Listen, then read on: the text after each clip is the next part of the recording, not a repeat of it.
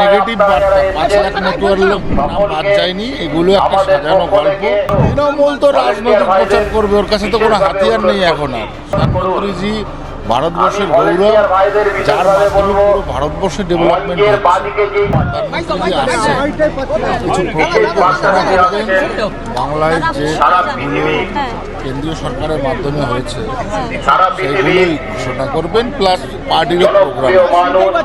5 লক্ষ মধ্যবিত্তের নাম বাদ গেছে, এই নিয়ে পোস্টার করেছে চাঁদা এবং প্রধানমন্ত্রী গোপন স্লোগান এবং পোস্টার করেছে।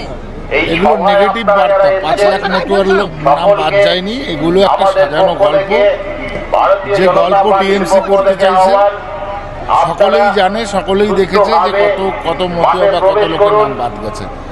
অতএব এগুলো খাড়া করে কোনো কিছু হবে না। প্রধানমন্ত্রীজি ভারতবর্ষের গৌরব, যার মাধ্যমে পুরো ভারতবর্ষের ডেভেলপমেন্ট হচ্ছে।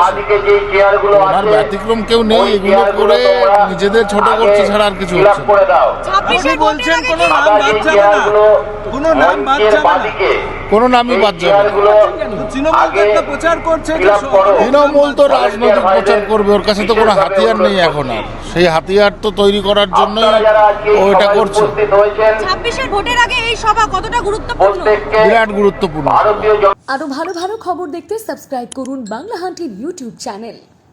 বাংলা হান্টের আরো খবর দেখতে নজর রাখুন। বাংলা খবর মানেই বাংলা হান্ট।